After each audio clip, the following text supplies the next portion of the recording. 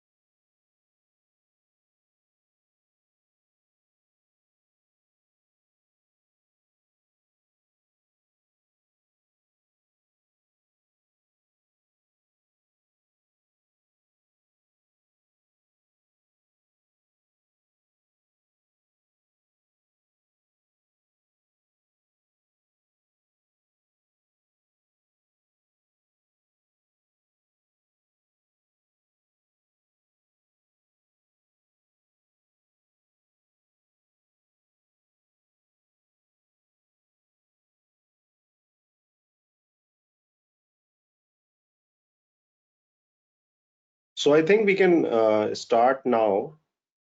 So let me share my screen with you.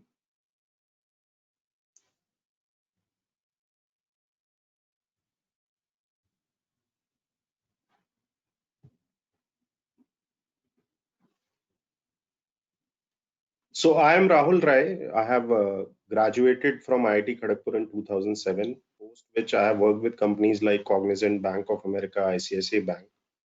I have been associated with Transorg Analytics for more than 3.5 years. For last 12, 13 years, I have been working in the field of advanced analytics, machine learning, and AI.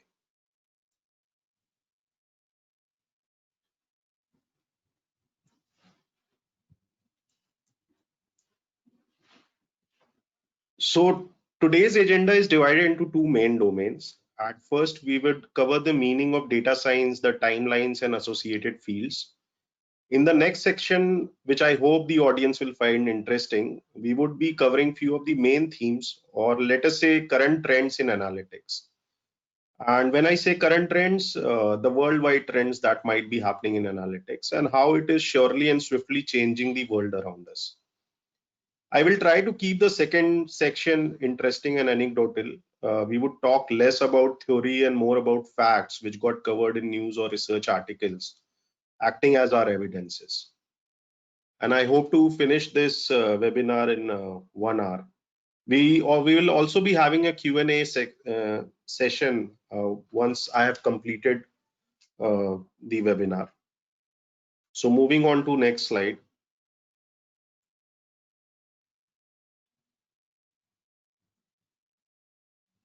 So here we will be discussing the technical jargons associated with data science. So this is a typical data science type timeline, and if you Google, you would find similar timelines representing how AI is not new and how it has evolved. But let me try to make it more interesting for you.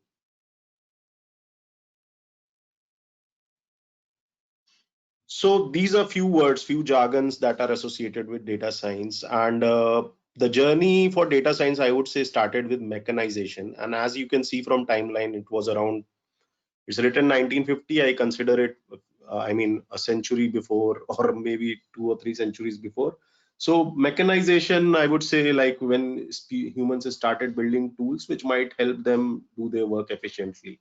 So a simple hammer or sickle can be seen as an example of mechanization. So when I started my career, all these words are pretty confusing. Like people talk about machine learning, data science, decision science, AI, and I was not pretty sure that like how do they converge into one topic. So let us start with an example of a traffic light. So one day, let's say as a human civilization, what we discovered was that a vehicle stopped to red and move at green and installed a traffic light at an intersection. And you programmed it so that after certain intervals, the color of the light changes. Now you can call this system as somewhat intelligent, as it knows about how much time it has to take before turning to a different color. So while we have reached the domain of AI, machine learning and deep learning are still far away right now.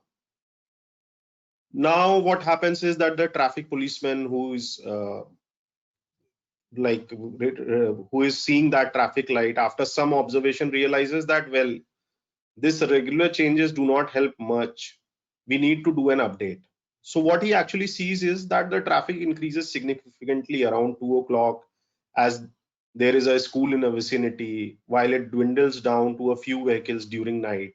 So at different time period, you might need different intervals at which the light changes to red or green. So based on the time of the day, he tries to program that light to change color. So if you are following my story, what is happening? We have introduced one more variable to the universe. There is one more input variable which is affecting your output. Then with time, what he realizes is there are other variables as well. There are office hours, traffic jams at other intersections, accidents in nearby vicinity, whether it is raining or not, festivals, etc. So as and when he keeps on adding a variable to his data universe, which keeps on making his model more robust.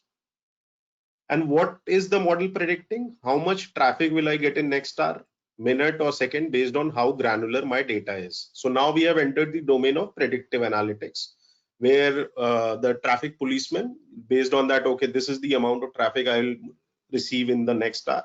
He tries to program his light.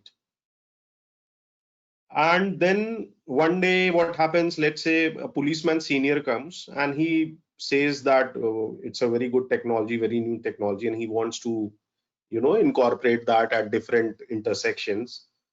But what he says is that you know what, we have a new camera system as well, so it converts images into readable formats and gives you an idea of the density of the traffic. So now you integrate that system to your traffic light, and the light starts using the model you had developed plus the real-time traffic density to change colors. But then there are errors in prediction. Now, obviously, none of you won't be receiving, whenever you start your career in data science, it is very difficult to receive 100% accuracy for your models. There will be errors in prediction. Sometimes jam might happen, even though your input suggests that it won't be happening. You enter into those predictions again, those errorful predictions, and the signal tries to adjust the parameters over it. So parameters or weightages. So suppose there is X amount of weightage you gave to the time to the afternoon. Based on the weightage, the light is changing, but it is also learning how to change in future based on that weightage. So it tries to play around with those weightages. Right. So it's a kind of feedback loop, like you have tried to use those errors to predict better in future.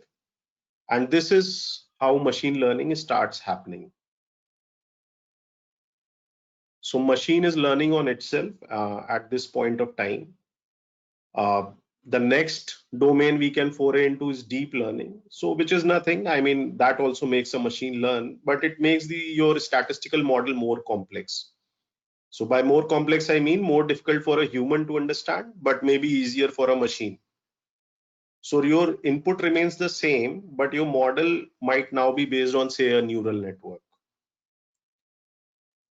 So to summarize, data science is sum total of what all I said regarding this traffic light. It encapsulates the intelligent components of the AI and covers the ML and deep learning components as well.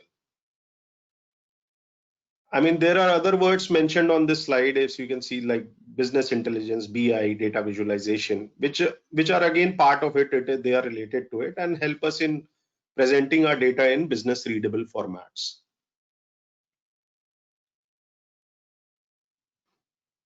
So while a lot of you might be looking to start your career in data science, that is why I'm stressing so much on what data science actually means. And the easy way to understand this word, or the words I said, machine learning, deep learning, etc., is to just divide that word into two. So data science comprises of data and science. So for a data scientist, data and science both are equally important. Your scientific or statistical models are only good as your data.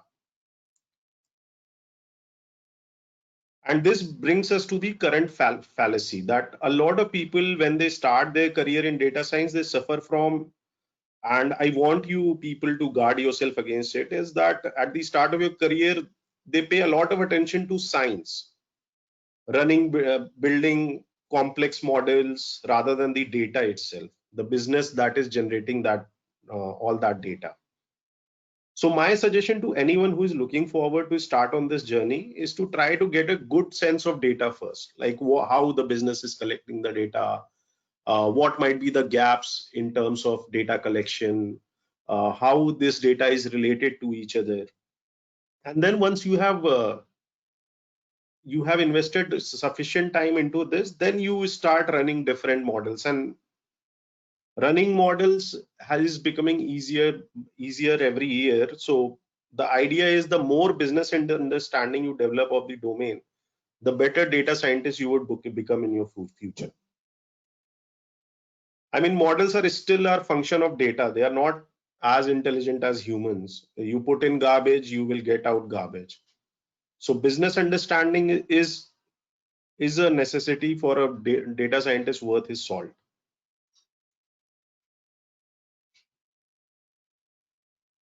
So the idea of today's lecture is if you can see the topics, job prospects, etc. I think in previous webinars as well, people might have covered this topic.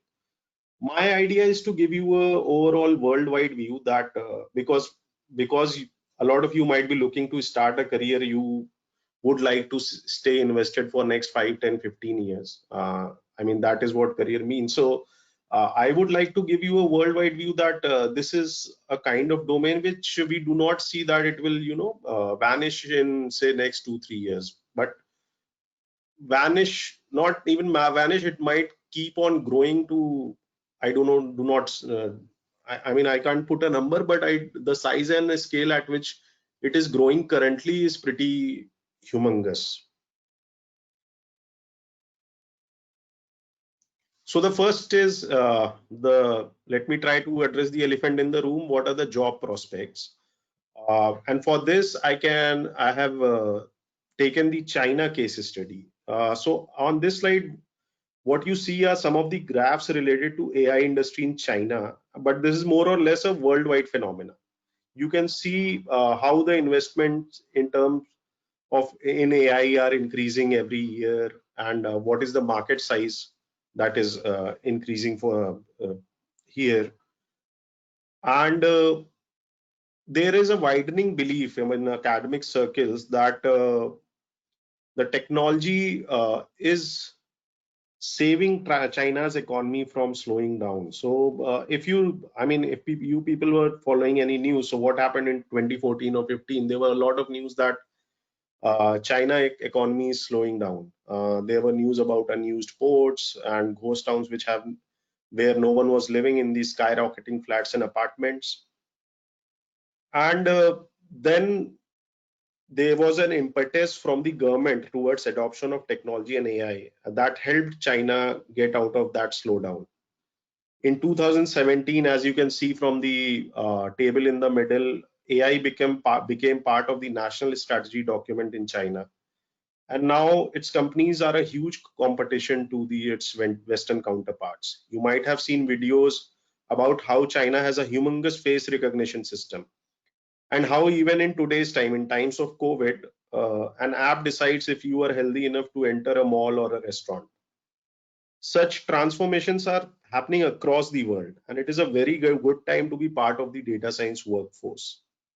So if you can see, like year on year, there's almost, I would say, 20 to 40% increase in terms of investment and in terms of market size of AI. AI is a domain in itself. It is developing as a domain in itself. Like we how we talk about, say, banking, real estate, etc. What we foresee is that AI might become a domain in itself in next 5 to 10 years. So job prospect was the first one. This is the second phenomena which is happening currently, and that is about data consolidation and aggregation. So are you able to recognize the graph which is shown on the this slide? So if investments are taken to be 100%, this is the share of investments done by different organizations in geo platforms, which was a recent news. So why do you think that Facebook, like out of that 100%, Facebook took 30% and Google took 23%? I mean, leave out the market potential and the fact that Geo has increased its subscriber base at a very good pace in last years. It has a huge repository of data. I mean, Facebook and Google are organizations built on data.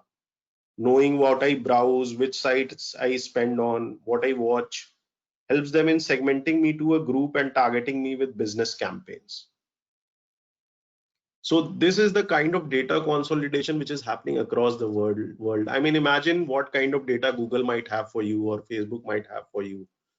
So for every individual, I mean 6 or 7 billion population, these companies have humongous amount of data, and which is getting processed at I mean a very, I mean, lightning speed.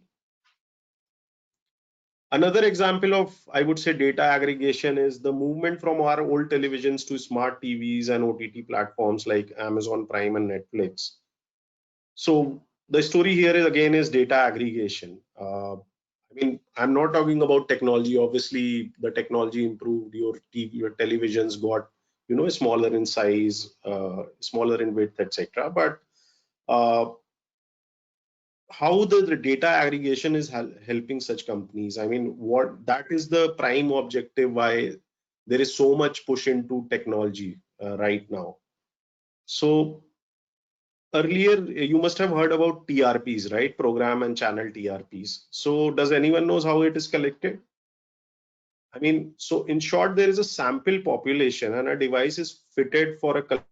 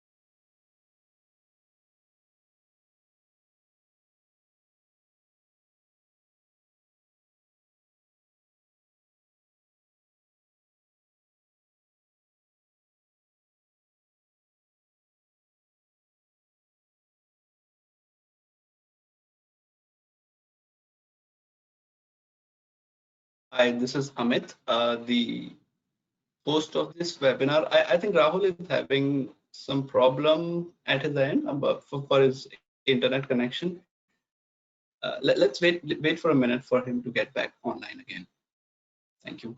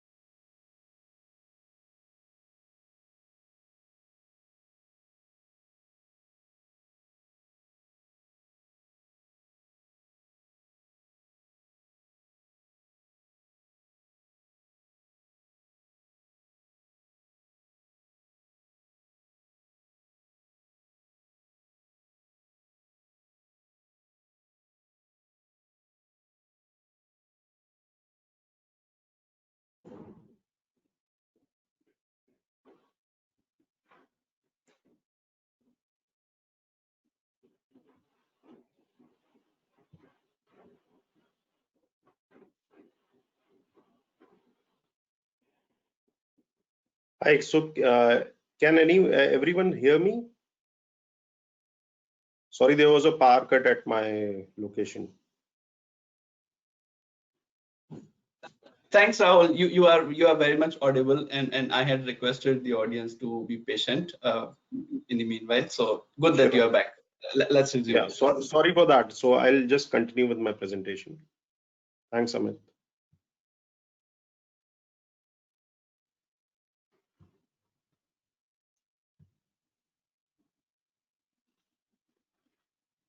So yeah, so I was talking about the OTTs, right? So what is happening right now is that data consolidation, which is happening at a very rapid pace, and like the TRPs, which were collected based on that, there was a box which was placed in at a sample population, and it gave you that, okay, 20% of my sample watches this program, etc. And based on that, advertisers tried to contact the channel or the programs. But now with Netflix, like almost everything is getting personalized, right? Like what you search, what you have seen, etc. So everybody knows that, and it is easier to understand our likings based on the OTT platforms that we are using.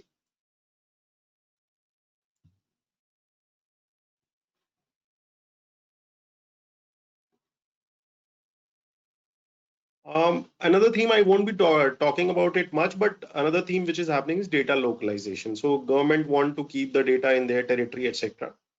But on a larger scale, whatever happens, it would eventually help people working in this field. I mean, consolidation would lead to more capital, meaning higher salaries.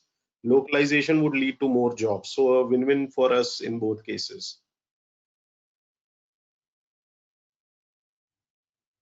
So now let us move on to process automation, which again is happening at a very large scale, and data scientists uh, are a lot of help in terms of removing inefficiencies and streamlining it. So on this slide, we have mentioned certain areas and related use cases where businesses are foraying in. So for example, social media data integration. So data from Facebook, Google getting integrated for your organization. So if you want to measure the success of your digital campaigns, what is the pulse of my customer? Data extraction from scanned documents, insurance agencies who want to automate their KYC process, like know your customer processes. So every time you go to a bank, you give your Aadhaar card, PAN card, etc., and there's a person who verifies it. So rather than having a person maybe automate that whole tedious process, and then the automated hotel check-ins, uh, NLP and conversational AI, and I will again come back to it, like chatbots. So right now there is a customer care service which works for you for different organizations. But what about chatbots? Like there's a conversational AI which is talking to you, giving solution to your problems, etc. Video and image analytics. Again, logo visibility during an sports event. So suppose an IPL match is going on and you want to see that, okay, I was the title sponsor, I being Paytm was the title sponsor, and I want to see that for how many hours my logo was visible on the TV screen. So basically you can do it using data science. Again, speech analytics, like conversion of my speech to text. I am talking to you in this forum, and suppose Amit wants to take the next presentation, then the whole of my speech gets converted into text and is given to him. So things like that.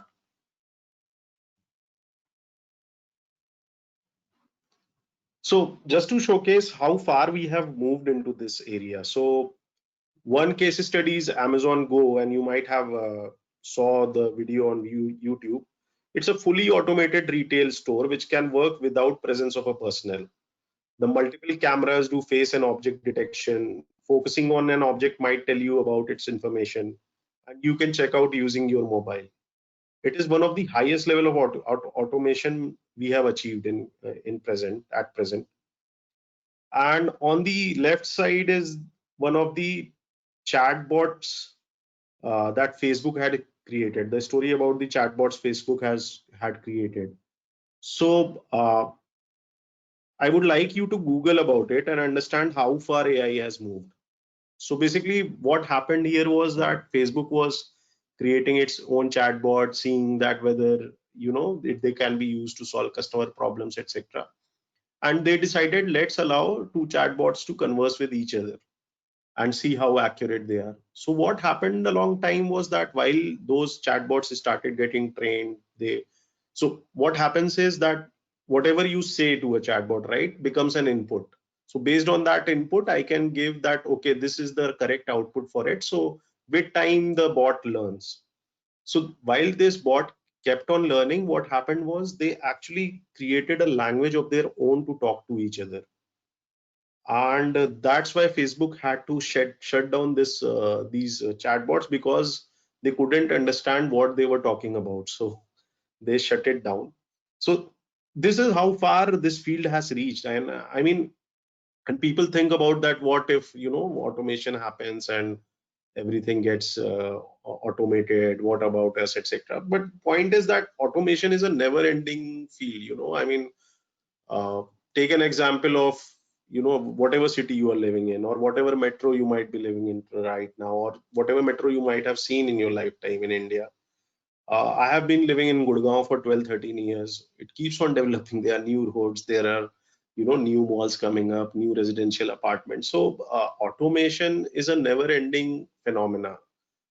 For example, let me take an example of smart cities. Like a smart city has been India government's project since, I do not know, maybe 2009, 2004, etc.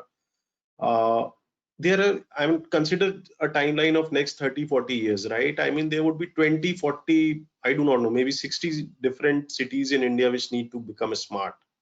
And it will be the technology workforce, or the, I would say, AI workforce, which will give fodder to those cities. From smart homes to smart cities, there are multiple problems that need to be solved in current era. So the next thread I want to discuss is how data science is improving lives around us, right? I mean, uh, uh, I developed this slide based on my own personal experience. I mean, I am very bad at remembering directions. So Google developed map for my kind of people. As more and more people buy Android phones, the maps are getting more accurate. So it's better for me. Imagine the amount of data Google might be processing every second. Like, for every nook and corner of the world, it looks at how many mobile phones are currently moving around, right? And tries to predict the time from destination A to destination B. So starting from feeding in the data, right? Like Rahul lives in, say, this vicinity of Gurgaon, etc., to creating a path from Rahul's destination to his office.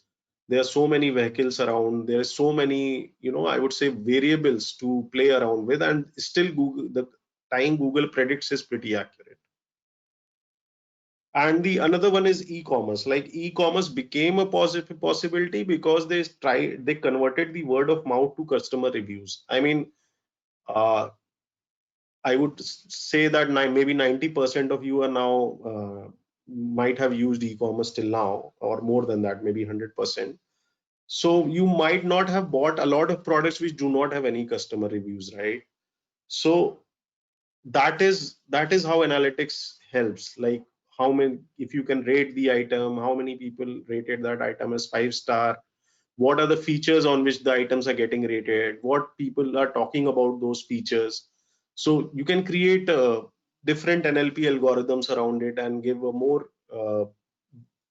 a better view of the product to the customer. And then in this thread only, let us move to a more futuristic thing. I mean, so let me talk about something more exciting, and you might have, if you are following the AI news, etc., you might have heard about it: driverless cars. Uh, so again, a set of highly sophisticated camera system is doing the trick for you. So the car knows that there is a stationary or moving obstacle in its front, and whether it needs to accelerate or wait based on it. But that is all right. I mean, you have cameras, you can identify, okay, there is an obstacle, let's apply a brake, or there is a moving obstacle and I do not need to apply brakes as it will cross before I reach that place, etc. So that is programmable. But consider all these kind of questions which are happening, like what I am trying to show on the right side of the slide, that how do you know that given two choices, right? I mean, when the accident is inevitable, the accident is bound to happen, whether to save an old lady or a child. I mean, there is an old lady on the road, there is a child on the road, and you do not have a choice. I mean, these are two choices you have. So, where, I mean, whether it you will try to bump into the old lady or the child. So again, consider this, that whether given two choices, whether you will try to save a pedestrian or the person sitting in the car itself. Like, your car is moving, there is suddenly a pedestrian appears, so whether you will maneuver to uh, your car and put your life in danger, or you might hit the pedestrian himself. So these are pretty ethical questions which data scientists have faced. And these questions, as I'm saying it, these questions were not thought about that much once we were, infancy in building these driverless cars. But now these questions are becoming more and more important. And again, people are resorting to data science and analytics to answer that. And how that is happening, I mean, so there is something called what I can say is herd analytics. So what I do is I bring, say, 30, 40, 100, or maybe 1,000 people of my community to a room, and I ask them same questions, like whether you will try to save the old lady or a child. And based on their answers, like what the majority is marking as the answer, and these questions become difficult. Consider of, I mean, there could be multiple scenarios, right? I mean, whether to choose between killing 2%, 3%, etc., etc. So there could be multiple scenarios. So I try to make them answer those questions, and based on that, I try to program my cars. And still, this is getting worked out, because you are trying to put one life above other, etc. At different societies might be having different norms. So it's still a question which is unanswered till now, but people are getting to it, and data science is helping them getting those answers.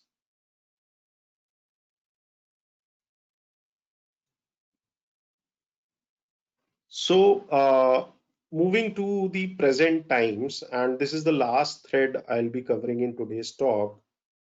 So the idea of all this thread, which I tried to cover today, was to give you a flavor of why data science is going to be important as years go by. Right now, it is a rising industry. At some point of time, it might get saturated, as people, as we have seen other industries. But what we foresee is this is not happening in next 10, 20 or 30 years. Maybe when you are past your retirement age, then these things might happen. But AI and data science will remain a lucrative career for times to come. In terms of how many people it can absorb, etc. I mean, we cannot, again, we cannot put a number to it, because considering the amount of investments and the way the market is growing for AI industry across the world. I mean, it is happening in India, it is happening in China, it is happening in Western countries, everywhere. Things are getting automated, things are getting, processes are getting eliminated. I mean, a lot of processes. And then there are people, who are putting a lot of effort in how to reach my customer. I mean, who my customer is, how to reach them in a better way.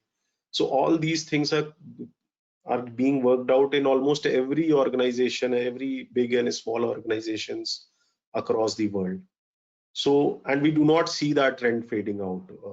It's a pretty new trend to start with. I mean, uh, I have 12 or 13 years of experience in this industry. I have seen things how they have changed in past few years. Uh, the space is rapid. The learning you will get out of it would be, I mean, it would be, it keeps on changing, and there are new problems to be solved every day. So you would absolutely love it to be, part of this AI journey. And this is the last case study, and why I included it was, I mean, because of present times. And so fraud is one of the things that, I mean, that pesters businesses a lot in today's times. And what happens during these kind of times when the job opportunities become bleak, or I would say uh, economy might be put into recession, etc. Those are the kind of news that are floating around, that frauds increase. I mean, let us discuss the post-COVID era. Uh, what will happen is, like, if suppose recession happens, it would mean slowing of businesses, shuffling and reskilling of people, and a burst of economic activities post it. I mean, people hit hard by this recession, etc., might find it easier to resort to unscrupulous method to cheat the system. And that is why the fraud systems across the world are being tried to become robust, etc. And I've also included a recent study by RBI, and what they have seen is there is a year-on-year growth of 74% in terms of fraudulent cases. So 74% seems like a big number. It is lower than how the AI is growing. So we can always catch fraud if we try to use AI to catch it. And in terms of value, we have seen an increase by around 50% year on year. And just to give you a flavor of few of the models, I won't be getting into nitty-gritties, but just to give you the kind of models we run. So basically, there are two ways to solve fraud, and there are multiple other ways, but I will be covering these two ways. So the first one is isolation forest, and you can understand it by saying that, suppose I have 100 variables for a particular person, right? And I have, say, a population of 1,000, 2,000, or 10,000 people. A person who is a fraudulent customer, or say an individual, there might be one or two variables which might be outlier for him. And the idea of isolation forest is to catch those variables. So because those variables are outliers, and when I say outliers, I'm talking about multi-dimensional outliers, like he might be outlier in 2 or 3 of variables out of 100, etc. So isolation forest works on that premise, that if a person is outlier, it might be easier to catch him if I try to create a tree out of those variables. Like, he will be the first one to catch before we catch other people. So that is one. Another technique which is used is autoencoder, and this autoencoder is again part of the deep learning, because I mean, it's a neural network technique. So again, what you see, the input layer is larger than the internal layers and the output layers. So what it is actually doing is, it is trying to compress the inputs. So when I say compress, it is trying to identify what are those most significant features which define my population. So it compresses the input, identifies those features, and then it tries to create a mirror image of that input based on the features it has learned. So obviously output won't be equal to input, but it will be closer to that. And the more you are away from those identified significant features, the more you will be an outlier, more you will be a fraudster, etc. So, and as I am talking to you, a lot of research is going into this fraudulent customer identification or fraudulent transaction identification, etc. And there are, again, as I said, that technology keeps on improving on itself. So there might be some new methods which might come in near future, which will help us identify frauds better.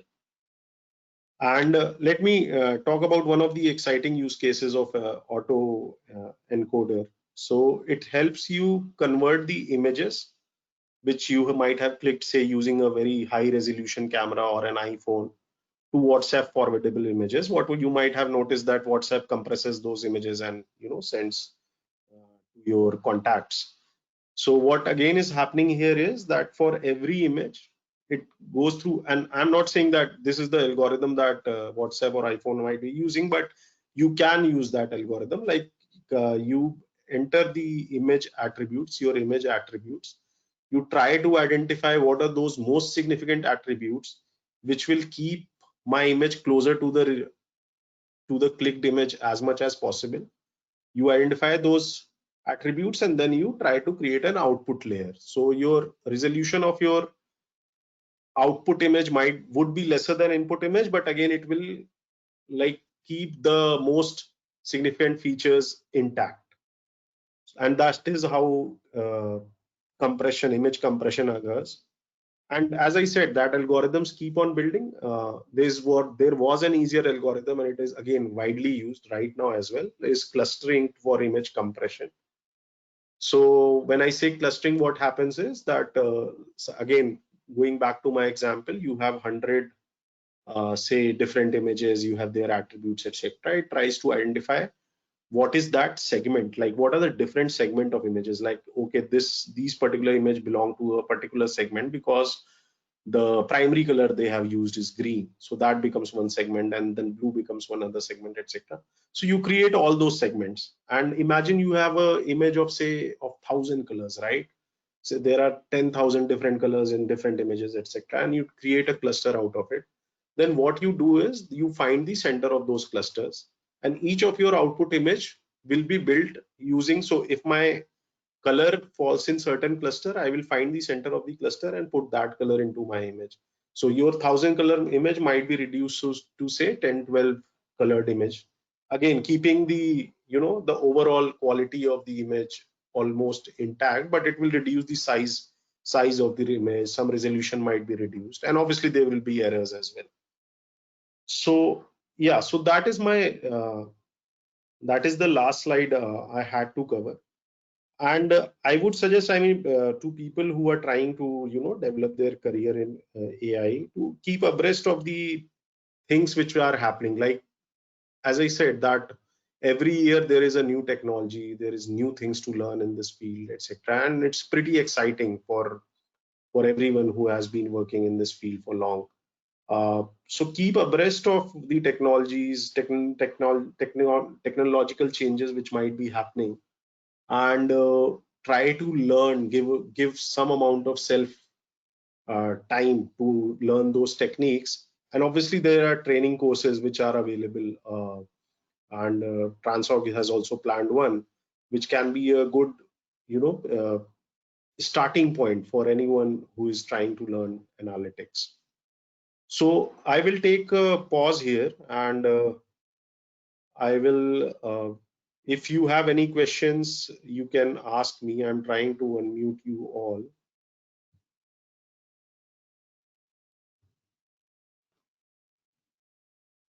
Or you can write also. I think there is a chat box where you can write your questions.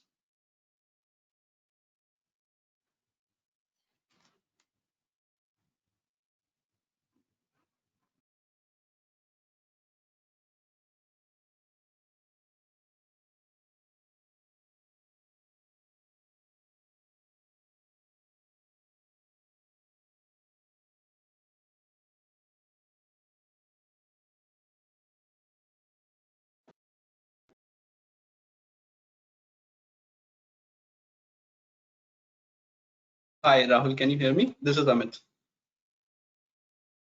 Yeah, Amit, I can hear you. So there's one question by Rajiv Rai. He is asking, what is the trade-off between privacy and life experience enhancement? Is there any golden balance that can be arrived at? So yeah, so see, I didn't build this presentation to answer that. My presentation was that AI will grow inevitably. Uh, there are concerns around privacy, right? There have been concerns around privacy with how AI might be using at some point of time your personal information, etc. But still, the gains that are being made out of it, right? The kind of user experience that is getting created on applications.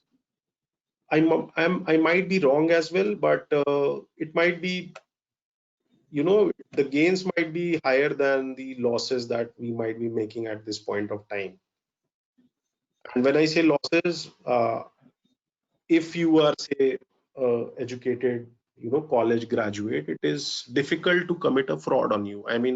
So your personal information might be belonging to different organization, but if you see at the frauds that are happening, they might not be happening at that scale. So people with a good intent in their mind are actually creating solutions using AI till this point of time. It might change in future, but again, there are also ways and means to control that, etc.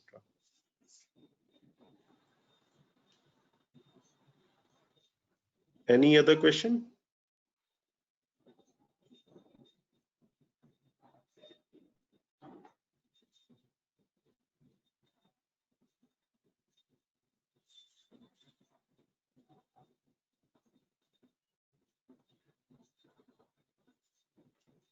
Okay, so no other question, then I will end this webinar.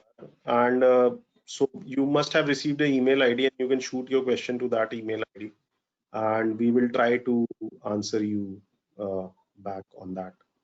So thank you all for attending this webinar. It was, I mean, I also learned a lot from it, because we keep on revisiting things which happen in AI and try to inculcate that. So thanks a lot. Thanks for your time.